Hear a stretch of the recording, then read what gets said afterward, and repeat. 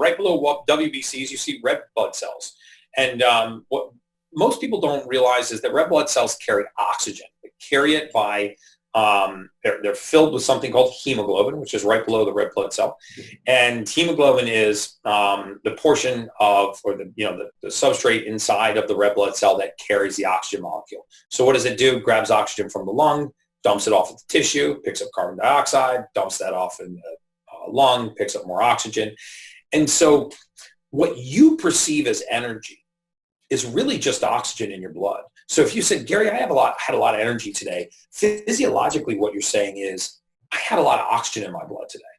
And so if we could raise your red blood cell count, which we can safely, and we could elevate your hemoglobin count, which we can safely, then your blood would carry more oxygen. And if your blood carries more oxygen and you're less hypoxic, then you're going to perceive that as more energy.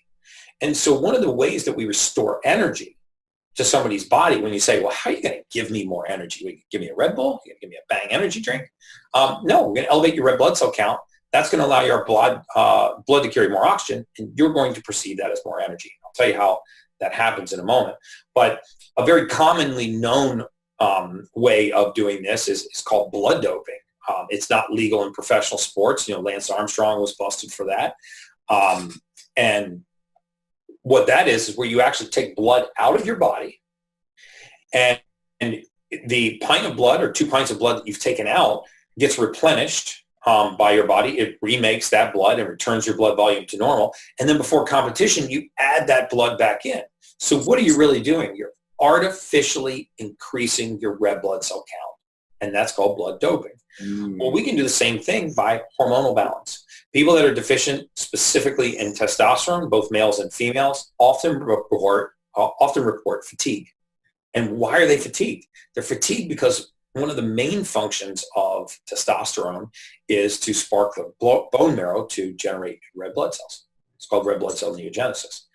And so if we're deficient in testosterone, men and women, listen up. When you're deficient in testosterone, you're making less red blood cells. When you make less red blood cells, you carry less oxygen, you are fatigued. So often what happens when we restore hormonal balance to a patient is we actually give them back that waking energy that they're missing. I can promise you, if you're north of 40 years old and you are clinically fatigued, there's a very, very good chance that it has its roots in hormone balance. Wow. So, studying what I study, I know that a lot of spiritual traditions focus on the breath and breath work. And we know that in fight or flight, you go into a shallow, a panicked breathing. And when you're relaxed and meditating, you have a deeper breath, more oxygen flowing. And that's probably going to show up in blood work as well with red blood cell count. Is that fair to say? Absolutely. It's going to show up not only in the red blood cell count, it's going to show up in hemoglobin, but it's also going to manifest itself in better waking energy. I mean, you strike on something very important. I forget what study it was. I'll look it up and maybe we can send it to some of your viewers, but it may have been Deepak Chopra, but there was a study on longevity. And one of the things that impacted longevity besides mastication and caloric restriction and other things was maintaining your weight over your lifespan. But there was a comment that taking 7 deep breaths a day would add 7 years to your life.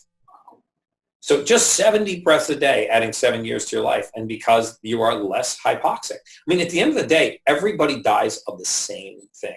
We die of lack of oxygen to the brain.